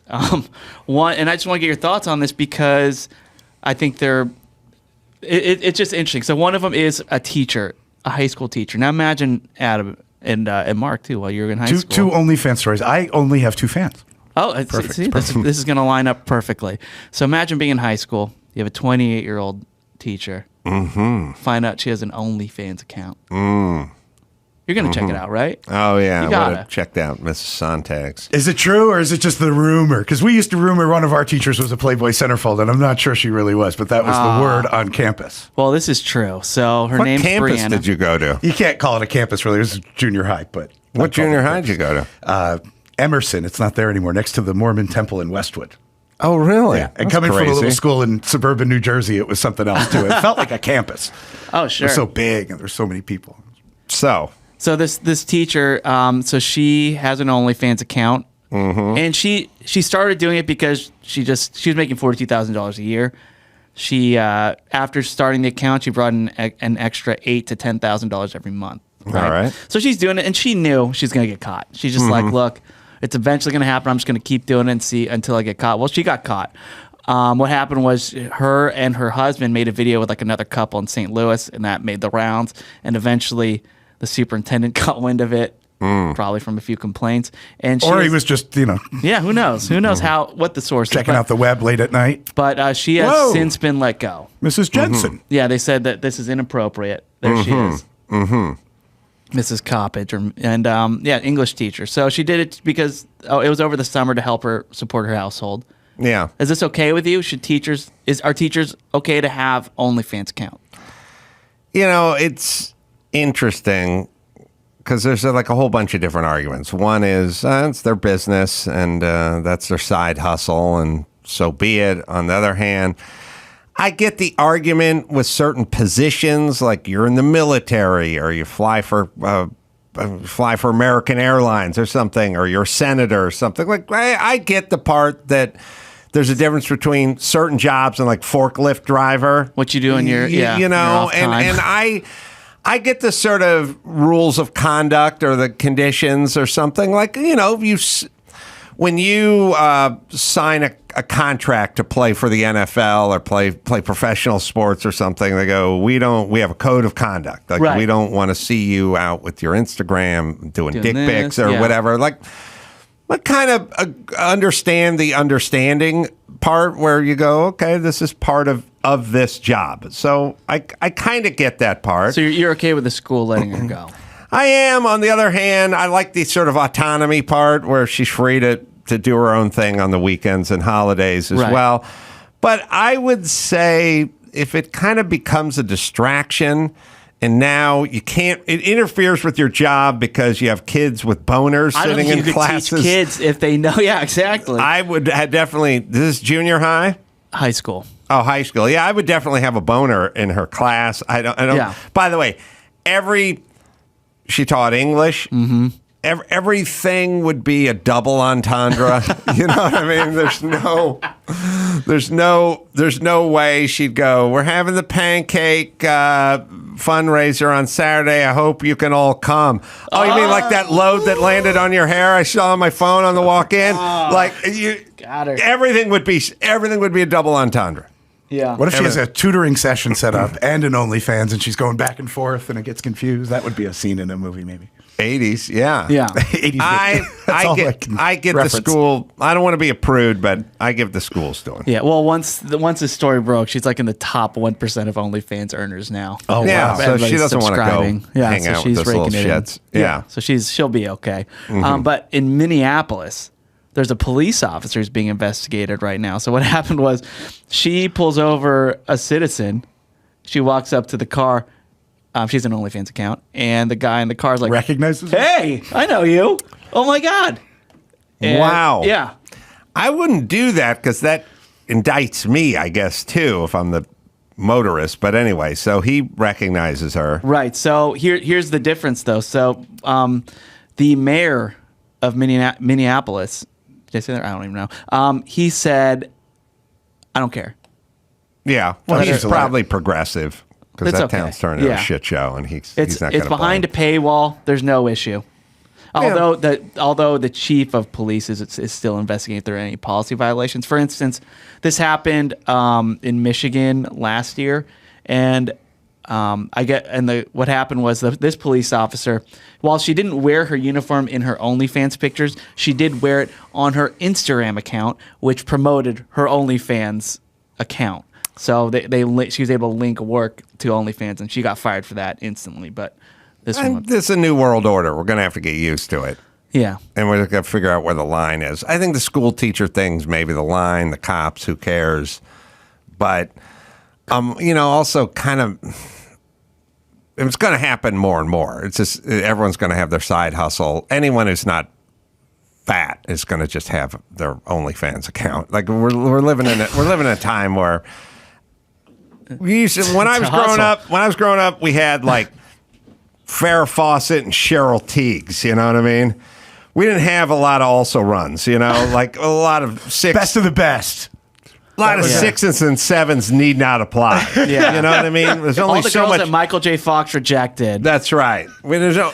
Right. She's got now, the top percentage of. and we seem to have some sort of unyielding and limitless desire for porn, even though, to me, porn is like pizza toppings. If you say to me, like, I got a new pizza topping, I go, I don't need it. We got pepperoni, we got sausage, we got onion. You can have, if you like pineapple, knock yourself out. I'm satisfied. There's mushrooms. We're done. There's 23 offerings. I don't need a 24th. And I feel the same way. All the new drugs. I'm that way with all the, I don't want to try a new drug. Yeah, this is a synthetic form of horse tranquilizer. It's like, are we out of cocaine? Are we out of cocaine? Are we out of beer? Are we out of pot? I feel like the opposite of Huey Lewis. I don't want a new drug. Want a new drug. Then we're done. And I feel this way about seeing naked chicks do shit to themselves and with dudes. I'm like, we have enough. We're set. When I hear how much they make, I'm like encouraging my girlfriend, hey, you should try an OnlyFans. Well, speaking of, so we had Greg Fitzsimmons in here yesterday. Mm-hmm. And he was talking about the time before that he came on, and we had Maitland Ward co-hosting, porn star. And Greg was talking about how he went and looked her up right after the show. He was smitten by her. And and it was like... He took care of his business. Took care of business. He said it was like 3D. Yeah. That's the weird thing about... dating in LA, you could actually look up the girl naked before the date. Yeah, exactly. Yeah, I announced I'm too old to do this. You didn't do it. I haven't done it. Well, we did a staff poll to see who did. Yeah, so when you have a porn star come in here and hang out, it's curious who goes and does their homework when they get home. It's very appropriate, a staff poll. Where are we at? She, by the way, was insulted that I didn't rub one out to her. So, right. She gave you like DVDs. She was encouraging it. Yes. Yeah. What do you think it would be? I would hope that we're at a 75-25. 75 looked it up, 25 didn't. Okay, this is the staff poll. This is the staff okay, that's poll. two. Spell it any way you want. See, this is why she couldn't go back inside the classroom. Because if she said staff and poll and we're having the pancake, who's coming, everyone's like, everyone's just laughing the whole time, right? Right. So it's everybody said yes except for Emmy. Really? Yeah. Yeah. I just said Emmy's a liar. Yeah, that's what I'm saying. Even the other girls that work here? Yeah, he just had a kid. He couldn't. He can't. I checked it out before she came on. Yeah. Well, that's just good producing. Yeah, just good producing. Research. All right, let's bring it home. We got Bill O'Reilly waiting in the wings. Mark Skippy Price, everybody. got a movie coming out 2024, Witchy Ways, and you can wait for that. But live dates, you can go out now. He's on the road all the time. On the road all the time, all over the country. ijoke.com is where you go for all the live dates. This Thursday, Pittsburgh at the Roost. This Saturday, Lorraine Palace in Ohio. Coming up, Jokers in Toronto at a place called Hungry Like the Wolf in Houston for an 80s night. Everywhere. So go to ijoke.com and find all the live dates. Quick break. Bill O'Reilly back with the Killing series, and we'll do that right after this. Well, good news. It's O Rewards Member Appreciation Month at O'Reilly Auto Parts. Get the most out of your membership. Shop, earn points, and get rewards sent right to your phone or email. If you're not an O Rewards member yet, sign up. It's quick and it's easy. You can do it online or in the store if you like. Just ask one of their professional parts people about joining O Rewards next time you visit, and you can start earning points on your first purchase. Sign up for both email and text and get even more out of your membership. And right now, members receive 2 times, 3 times, up to 8 times O Rewards points on select purchases. Those bonus points can help you get to your next reward even faster. You receive a $5 reward for every 150 O Rewards points, and you can use your reward on your next in-store or online purchase. So don't miss O Rewards Member Appreciation Month now at your local O'Reilly Auto Parts store and O'ReillyAuto.com. Bill O'Reilly back on the show. Oh, always bringing it with the Killing series. Killing the Witches, the Horror of Salem, Massachusetts. It's available now wherever you find finer books. And Martin DeGard, man he works on the books with, has been on the show as well. And 13th book in the Killing series. And I would just say it's a bite size or bigger than bite size. But if you want to become an expert on any subject, just all you have to do is read the Killing series on that subject, and you will know more than anybody else at the party about that series. So congratulations again, Bill O'Reilly. Well, I appreciate it, Carolla. Sold 90,000 copies in the first 6 days. Excellent Halloween book. You can give it to the urchins when they come for candy. Candy will hurt them. The Killing series will frighten the bejesus out of them. But anyway, I wrote the book because we have witch hunts today, as you know. It's called cancel culture, and you've been discussing that for years now. Yeah, well, you know, it's funny. When you talk to a guy like Dr. Drew, he keeps bringing up the French Revolution to me. And he keeps saying, I'm reading every book on the French Revolution, and it's exactly what's happening now.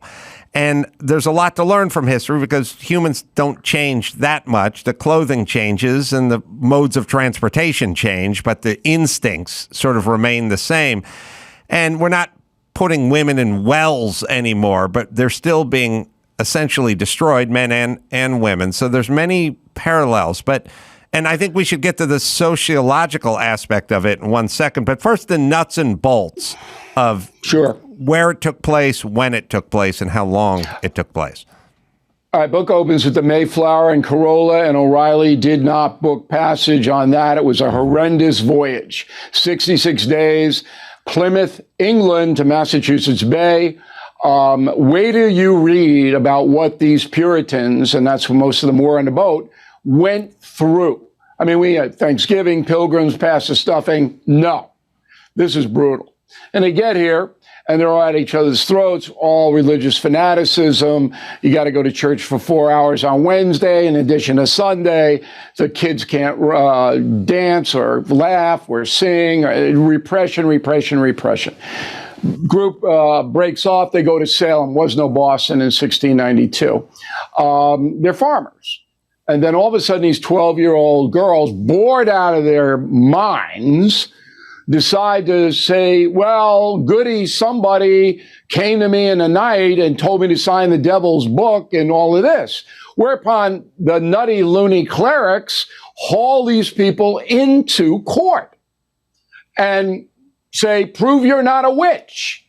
All right? That would be like saying to Carolla, prove you're not Jimmy Kimmel. Okay, because we think you're the same person.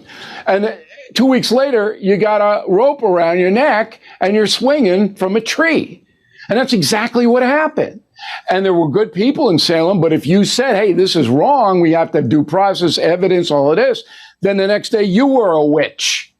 And the only reason it ended was because these loons accused the governor's wife of being a witch, Mary Phipps, whereupon the governor, William Phipps, shut it down. It'd probably still be going on today if they didn't do that. So anyway, we bring you all the way through that, how Benjamin Franklin, as a young teenager, saw this insanity, all right, learned about it, was outraged, took it to the Constitutional Convention, which is why we don't have an imposition of religion in America. Patrick Henry and others wanted America in the Constitution to be defined as a Christian nation, but because of Salem, that did not succeed. Then we take you to modern day, and I tell you stories about regular people who didn't do anything wrong, but were accused, whole lives destroyed, and no due process. And the corrupt media loves this. They love the accusation. Page 1, page 3, whatever it may be. But then if you're found to be not guilty or there's no evidence, charges drop, page 32. Meanwhile, your whole life is upside down. That's the cancel culture. The clerics used it to seize power in Salem in 1692. The far left is using it now to wipe out their enemies. It's really a harrowing story. When you get through with this book, and I'm not even going to mention, we take you to the movie set of The Exorcist. All right? 9 people died during that filming. Do you know that, Carolla? No, never heard that. William Friedkin, he was a pagan. He died recently. He didn't believe in anything. He said once he went through that process, all of his beliefs were changed because of the weird and bizarre things that happened. Because witchcraft is essentially you're possessed by a demon. And that's what The Exorcist was about. So we linked that in and tell you about the real case that the book and movie was based on. How is it that 9 people died during the filming of The Exorcist? Well, you got to read the book, Carolla. Come on. I can't go down all 9 of them. But there were 2 actors in the movie, 2 people on screen, passed away during the filming. Wow. It was beyond bizarre. Beyond bizarre. So just to put a number on it, 1692. So 92 to 93. So it only took place over 2 years, correct? Right. And 30 found guilty, 20 executed. All women? No. A couple of men, and more than 200 were awaiting trial. Because once you got arrested, there was no bail. It's like New York and LA. No, you just threw you into jail. They didn't even offer you bail. Now, if you were a witch in Los Angeles, you wouldn't be charged. In fact, you'd probably be given a free apartment. Yeah. Well, what is, and yeah, so there's much like the aforementioned French Revolution, many parallels. And you study all the killing series. You get to see everyone, some at their best, some at their worst, but a snapshot of society going back sometimes into the 30s, sometimes into the gangster years, sometimes into the American Indian years. Have you gleaned that these are all just humans that have the same biologies we have now and the same impulses, and no, we don't shoot arrows at people or drive by with Tommy guns and shoot up their Lincolns or throw the witch in the well, but the chemistry is the same and the impulses, the bad impulses, are still the same? As you said at the top of this broadcast, people don't change all that much, although the level of knowledge does. So in Killing the Witches, and this is the 13th book, if you read all of them, starting with witches and then going to Killing England and then Killing Lincoln, a Civil War, you'll know everything about your country because we take you right up. Last one was Killing the Legends, to contemporary history, social history. But the level of fear that was in America in 1692-93 was because anytime you could turn around, a Native American raid could happen. You could be accused of being a witch or whatever. It was just fearful, fear. And that same fear is in play today. So the human condition hasn't changed, but we have raised our awareness of right and wrong, of civility and things like that. One of the interesting things that I wanted to do in Killing the Witches was I wanted to pose the question to non-believers like yourself, Carolla, and I wanted to present evidence of unbelievable things that happened. Chronicle. There was a 13-year-old boy, Ronald Hunkler, Maryland, okay? He was the basis for the book and the movie The Exorcist. They changed the character in The Exorcist movie to a girl, Linda Blair, because she was more sympathetic. We tracked this Hunkler all through his life, and it took 3 months for 8 Jesuit priests to stop the physical things that were happening to him, because physically, and they recorded him speaking in languages that people don't know, Etruscan, things like that. And we got all the diaries. You know, one of the good things about the Killing series is we don't make things up, we don't speculate. We see it, and we put it down. Every word in the Salem witch trials in 1692 was written down, every single word. And those transcripts are in museums in New England. And so we didn't have to make up any dialogue or anything like that. It's all there. Because the clerics and the judges who were involved with murdering these witches, they thought maybe this is going to snap back at us. So we got to write everything down. And that's how we write these killing books. What's your take on the current situation we're in now? Everyone is always curious on your takes politically. Trump in court all the time, some right. Pending, you know, to me, the Joe Biden, Hunter Biden, you know, grift in Ukraine and Burisma and stuff like that, I can see which way it's trending, and it's trending the same as the vaccines were trending, which is you get a vaccine for COVID, you never have to worry about COVID, you get one shot, you're cured, and you can't spread it to everyone. And then it turned into, well, you got to get 2 shots. And then it turned into, well, you can get it, but you can't spread it. Then it turned into, well, you got to get 3 shots and you can get it and you can spread it. And now it's turning into you get 4 shots. Like, you can see which way the vaccine is going. You can see which way the whole Wuhan lab thing went from the wet market to, well, it's definitely in the wet market, maybe the lab, we don't think the lab, now it's the lab, eventually Fauci in the lab. Like, we can see where these things are going, right? And Hunter Biden and his laptop and Joe Biden and all the graft and corruption, I see which way it's going. It went from, I never discuss business with my son ever, to I wasn't in business with my son, to I never directly benefited from my son. Like, we know where this is going, but where do you think it's going? Well, first, let me backtrack a little bit. So Trump uses the term witch hunt every hour on the hour because of all his legal problems. Now, I told this guy the other day, can he just hold my book up when he says witch hunt? Just hold it up. That would be great for me, all right, if he did that. And he's correct. Not to say he didn't do anything wrong. I'm not saying that. But I'm saying that the forces that want to destroy him are going to find something, no matter what. All right? And so a lot of these things, the Stormy Daniels thing, that real estate, civil case, this is BS. Nobody else would be hauled into court. On the grift, I have an interesting story on the No Spin News, my television broadcast. You get it on BillO'Reilly.com. We get all kinds of distributors on it. So in 2014, a guy from Kazakhstan, who you probably know, Carolla, because I know you're big over there with the podcast, gave Hunter Biden a $250,000 car. Now, I didn't even know a $250,000 car existed, okay?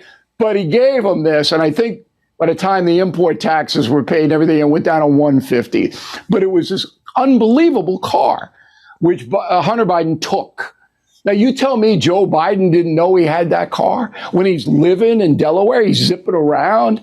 I mean, and then after that, Hunter Biden gets 15 trips on Air Force Two after he's got the $150,000 car. So you think Dad might say, hey, where'd you get that car? I mean, what's going on?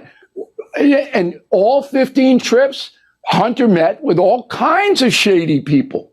And the vice president didn't know that? There was no discussion of why he's going to Ukraine and Romania and all these places. It just, you'd have to be a Hollywood scriptwriter not to believe it. They don't want to believe it in Hollywood. So no matter what you got, they're not going to believe it. But it's so obvious. So that's trending toward destroying President Biden. That's the trend. So it's a drip, drip, drip, drip, drip. And on the corrupt network news, you hear, oh, you don't have the evidence. No evidence against Joe. Okay, but investigations take a while. Russian collusion was what, 8 years that we were going through that thing? And then they go, oh, there's no evidence.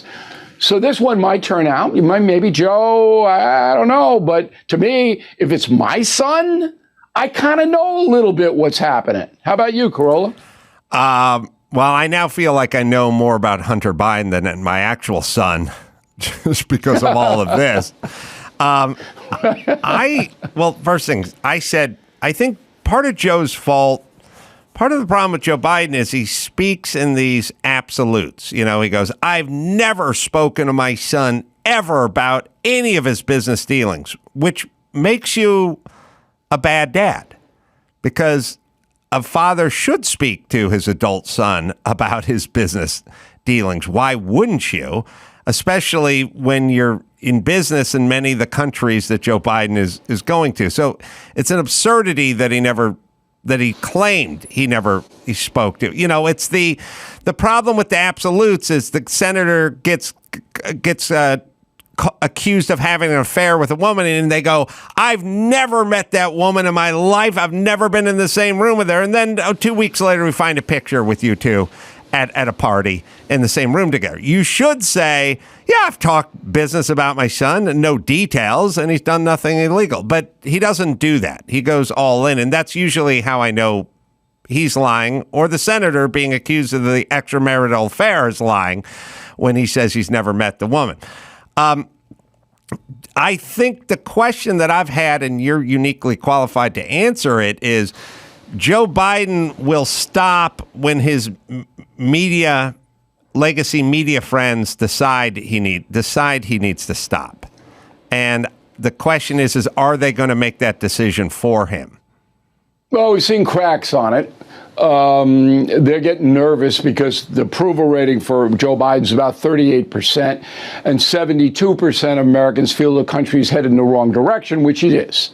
Right. So Joe Biden doesn't have to run against Trump or any Republican. Joe Biden's running against a grocery store. That's what he's running against. He's running against a gas station. He's running against insurance premiums that come to the mail, and you go, what the deuce is this? Right. That's what Joe Biden's running against, okay? So the Democrats know that. They don't have anybody else, though. I'd love to have Michelle Obama. They would love that. All right, but Michelle's not campaigning. There's absolutely no indication she wants the job, but it's not impossible for her to show up at the convention in Chicago where she has a mansion, say, I want to be president, so give me the nomination, which they would do in a heartbeat. And Joe would be like LBJ, I got to resign. Okay. But at this point, Joe Biden does not know what he is saying. He simply doesn't know what he's saying. And all you got to do is look at the clips, and people tell him what to say, but he can't even get that right. Can't even get, here, Mr. President, say this. Can't get it right. Never comes out right. All right. And this is because of his age and his condition. And if you're going to vote for Joe Biden for 4 more years, you should move to Albania someplace, because you think it's chaotic now. Where do you see what it's going to be in 3 more years if Biden gets reelected? Do you think, and I think a lot of people then realize that Kamala Harris is waiting in the wings, and she's the only politician with a lower job approval rating than Joe Biden, so nobody would want that. What if they said, and is this even possible? What if Joe Biden said, I'm running for a second term, but I'm going to make Joe Manchin my vice president? And that way, if something happened to me, you'd get a reasonable sort of leftist, Democrat in there. It's not woke. You can't do that. The wokes will come after you. You can't fire the woman of color. Cancel culture people. Yeah, can't. Not going to happen. No. Kamala has a cloak of protection. Right. It's a cloak of protection. in the establishment, not with the folks. Folks Right. don't buy into all that crap, okay? But the Democratic establishment, untouchable. What are your thoughts on Gavin Newsom? He keeps saying he's not running. Everyone keeps saying he is going to run. He's acting like he's going to run. Any predictions on our own Gavin Newsom of California? I think he carries San Francisco, but that'd probably be it. Trump could beat Newsom. I mean, you live out there, Carolla, but you don't have any, I don't know if you have any idea how much loathing the state of California is engendering in the rest of the country. I mean, it's like, because every night they see on the news these people running wild in LA and San Francisco, and then crazy trans stuff coming out. The Attorney General of California suing the Chino School District because all the school district wants is the parents to be alerted if their kid is trying to trans at school. And the California government is saying, no, you don't have a right to know that. Yeah. This sinks in, all right, once you get west of Lake Tahoe. Right. And so Newsom can run around and go to the laundry when no one else could go out. He can do that. But once he gets out of California, believe me, he's not going to be Mr. Popular, no matter how much gel he has in his hair. It's not going to happen. Yeah, the French Laundry, of course, famously, him and 26 of his closest friends in the middle of lockdown are not only enjoying a dinner, but enjoying a dinner that's like $1,200 a plate.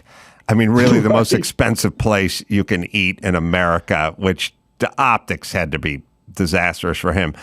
What about you, Bill? You're so prolific. What about retirement? What about going fly fishing for 6 months in Montana? I mean, in terms of your wiring, you have something you want to say. And I have people say to me all the time, what are you doing? You do this, you do that, you do too much. And I'm like, it's not too much. It's what I do. It's what I'm compelled to do. Is that how you feel? Yeah. Well, I did an interview. Tucker Carlson asked me to do an interview on X, Twitter, whatever that may be. Did you see that, Carolla? Did you see any of that? I saw snippets of it. Okay. So he asked me essentially the same question. And, I said to him, look, I work way too hard. There's no doubt about it. And particularly for my age, a lot of my friends are in the villages in Florida in little golf carts playing pickleball. Okay. Right. But then when I say, do I really want to be in a golf cart playing pickleball? The answer is kind of no. So we do work every day that matters. So BillO'Reilly.com is the most successful independent news agency on the planet. On the planet. And I've accomplished that in 6 years plus. And so now I have a responsibility. I got 60 people working for me. Got people depending on us because we do tell the truth. I don't care whether you like me or not, but we're never going to boot it. We're never going to spin it. We're never going to do any of that. You know that. You know me for a long time. I know. I'll just jump in and heap some praise on you if I can. I think there's a problem in accuracy versus sort of personality. Like a lot of people in Hollywood, they don't like Tucker Carlson. They don't like Bill O'Reilly. They don't like Ben Shapiro. And it's like, forget about whether you like them or not. Are they accurate? Is what they're saying accurate? And we should focus a little more on accuracy and a little less on, I don't want to have a beer with that guy. I'd much rather have a beer with Gavin Newsom or Barack Obama. But it's like, yeah, but I'd rather shoot for accuracy. Well, my staff, I took a bunch of people from Fox. I think it's the best. And they're younger people, by the way. They're not old geezers like me. But our mandate is we can't make any mistakes. And if we don't know, we tell the audience. I booted the McCarthy thing today because I didn't think that Getz and McCarthy would bring it to the floor. I thought they'd make a deal. They didn't. So McCarthy's out. But I said to my audience today, I said, look, I got it wrong. All right? And this is why I got it wrong. So it's not hard, Carolla. You do the same thing I do, but you do it in a different format and a different audience. I mean, you just tell people what you believe and then why you believe it. That's not hard. But once you get into corporate media, then you got to deal with agendas, and this one doesn't want to hear this, and they don't like this, and it's like, oh. So to answer your question, I'm going to do this through the election, which is 13 months away. That's for sure. Then I'm going to take a look at, we have radio, we have television, we got one more book that we have to deliver. And by the way, The Killing Series is the most successful nonfiction book series of all time on the planet, which I am very proud of, by the way, because all of them, and you've read some of them, will educate you but entertain you at the same time. Yes. We've melded that. So anyway, I don't know what the future will be. I'm trying to cause as much trouble as I can, which I've done since I'm 4 years old, and it's still working. Well, you brought up Tucker Carlson. I had an interview with him a few weeks back, and he brought something up that sort of stuck with me, but I'm definitely curious what your head is on it, Bill, which is I was saying, well, are you thinking about starting your own entity like you've done, or maybe the Daily Wire or something like that? And he sort of lamented that the problem with conservative / Republican right wing stuff is you can't get everyone into the same tent in terms of the personalities. And you take a subject like abortion, people on the right may be all over the road on it in terms of their agreements or disagreements. Some are much more moderate than others. Some are pro-lifers through and through. You take something like the vaccine, well, Ben Shapiro was very pro-vaccine, and Dan Bongino was against the vaccine, or others, and he said, if you're on the left, if you go to work for CNN, you're all on the same page for every subject, and they all were. Whether it's the vaccine or ivermectin or right. build a wall or thoughts about Trump or thoughts about Biden, or is a Hunter Biden laptop authenticated, or what about Russian collusion? Literally all sort of coincidentally and comically and suspiciously on the same page for every subject. Whereas the conservatives and the Republicans argue about everything because everyone is coming from a different position on many subjects, which I would argue makes them intellectually honest. Well, that's true. Well, everything that Carlson told you, and I think you believe it too, it's true. And the reason is that the liberal nexus is basically three places. It's Washington, D.C., it's Manhattan, and it's Hollywood, L.A. And in order to function in those three cities socially, you got to be a liberal. Right. And their propaganda machine, way more sophisticated than the right-wing propaganda machine.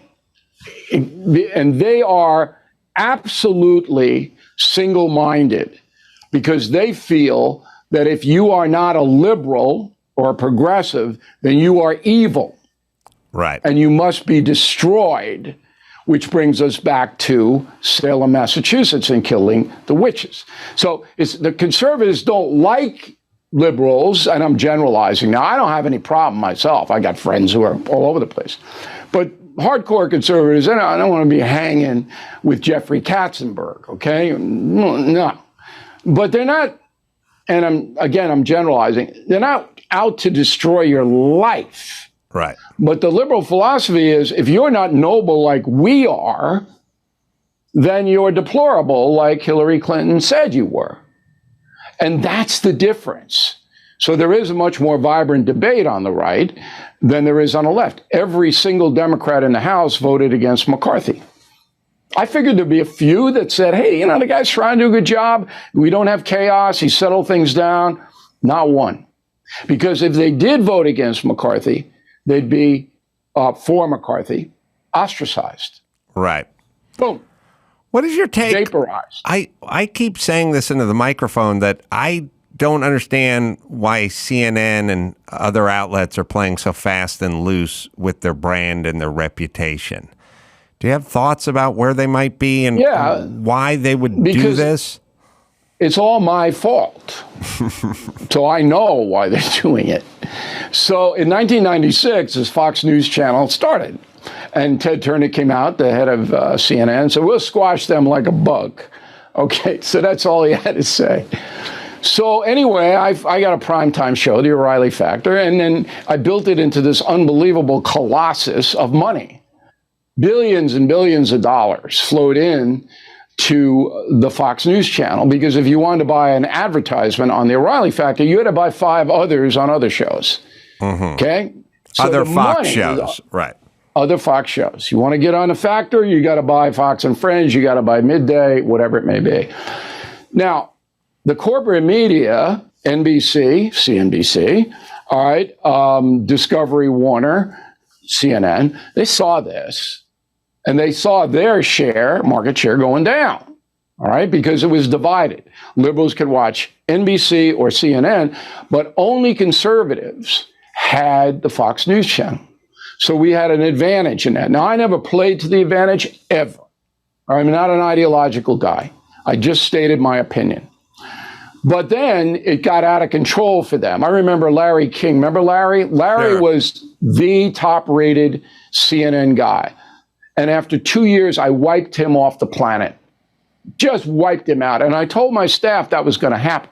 I said, we're going after Larry, because Larry kind of not really all there. He said, Larry. I said, we're going. All right. And we did. So once that happened, that Fox was dominant in the money realm, then the other companies said, we can do that too. So we're going to program exclusively for liberal audiences. And that's what they did.